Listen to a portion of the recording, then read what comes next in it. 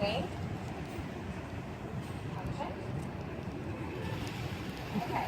So if you're here, it is likely that you share my horror and disgust towards some of the bigotry that has been such a prominent part of our President-elect's campaign. As a social worker and activist in New York City, I have come to know some of the most resilient yet most oppressed folks I have ever met. Many of them are poor, non-white, or non-born in this country. And after November 8th, I am certain that many of them began to fear their safety even more than they normally do. At this point in time, regardless of who you voted for, or whether or not you voted at all, we all need to remember something. If we remain neutral in situations of injustice, we have chosen the side of our oppressor. We must draw a line. We will not learn to tolerate bigotry. Black men and Native Americans getting brutalized by authority figures, neglected communities being stripped of essential resources, immigrants being shamed for wanting a safer life, and women being sexually assaulted and not given the medical and legal resources to protect their own bodies are all examples of such injustice. In most areas of my life, my privilege as a middle-class white person protected me from the injustices that many Americans face.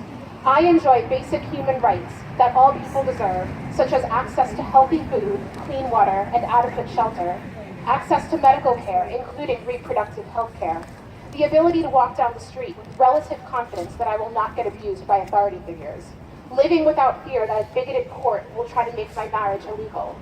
These are rights, not privileges, but they have become privileges in America due to our ruling elite's obsession with power, profit, and division.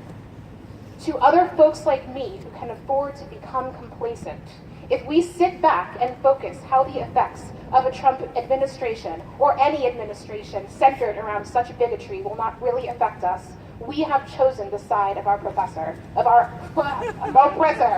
about that? I will not do that. That's not our professor.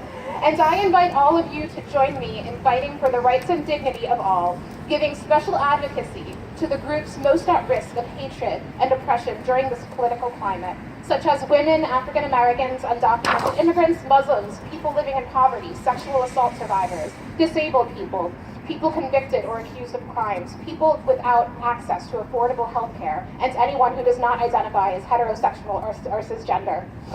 At worst, today's political climate will fuel further violence and division. At best, it will fuel a grassroots wave of solidarity, of like-minded humans who look out for one another. Let's aim for the best outcome together. Thank you. Whoa.